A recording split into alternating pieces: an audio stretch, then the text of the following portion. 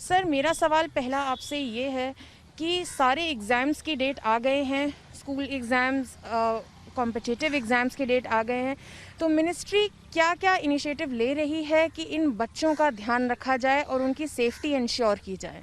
ये बात सही है कि हमने जो बच्चे भी सीबीएसई के प्रश्न पत्र थे, जो कुछ हाई स्कूल और इंटर के, उनकी भी तिथियां घोषित कर दी हैं और उन्हें तिथिवार विषयवार भी उनको पूरा टाइम टेबल मिल गया है।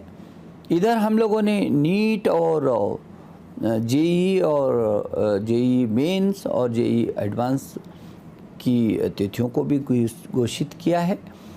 तो निश्चित रूप में जो एक अनिश्चितता थी, अस्थिरता थी अभिभावकों में, बच्चों में, पता नहीं कब परीक्षा का अचानक ना आ जाए और फिर होगी नहीं होगी, कब होगी, तो वो जो अस्थिरता थी वो ख़त्म हो गई।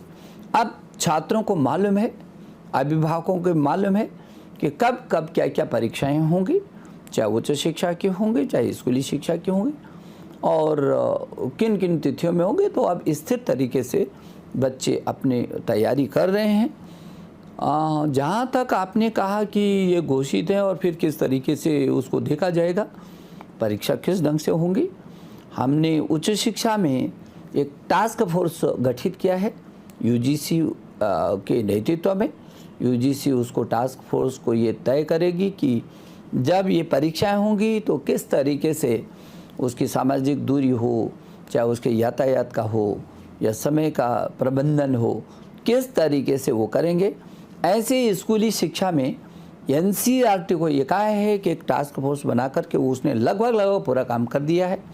अब हम उसको भी घोषित करेंगे कि कब किस तरीके से बच्चा कहाँ पर परीक्षा के केंद्र में आएगा। एक अच्छी बात यह है कि इन बच्चों की परीक्षाएं अपने ही केंद्र में होंगी, अपने ही कॉलेज में होंगी, स्कूल में होंगी, उनको दूसरी जगह जाने की ज़रूरत नहीं पड़ेगी।